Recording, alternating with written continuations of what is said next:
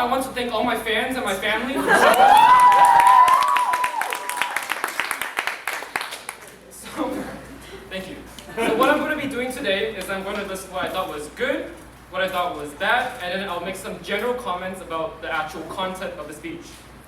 So what I thought was good. Well, I thought the speech was so good that I'm going to be really nitpicky about what was bad, because I felt like I was going down a list and I was checkmarking every single thing that what you're supposed to do for a great speech. It was like, well rehearsed, good voice, eye contact, enunciation. Oh my goodness, I didn't know what to do. But one thing I thought was really good was how relatable it is, because in such a world where we use so much technology. Hold on, let me use my phone. Just kidding.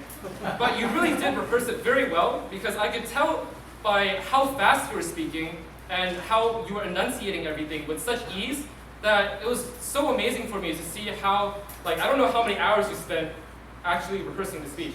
You might have just pulled an all-nighter like me, but you probably spent the whole week doing it. And what I thought was really good was how you used rhetoric to get into your speech, but I'll get into that later. And like I said I was going to be really nitpicky about what I thought was, like, could use some improvement, because honestly I thought the speech was really, really good, so I don't really have much to say. And I'm being really nitpicky here. I'm going to say that when you use the word epitome, I died a little bit inside because it's pronounced epitome. And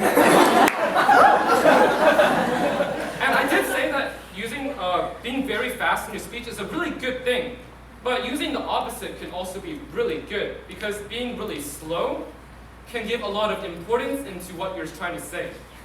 So by being really fast and being really slow, you can therefore try to give more emphasis into what you're trying to say.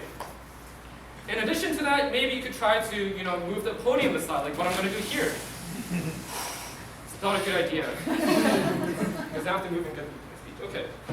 Now, content-wise, what you did was that you first listed your bad parts about social media, the good parts, and then you talked about why this was important, like your thesis statement.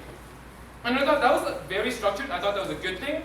But maybe, perhaps you could instead rearrange what the purpose of the speech was first, so that I wasn't listening through the entire speech thinking about why are you talking about social media, which of course you're talking about social media to list the positives and negatives, but what are we trying to get out of this? You also use a lot of rhetorical questions, which force us to think about what's wrong about our lives, and it really forces us to think, which is a really important part about the speech.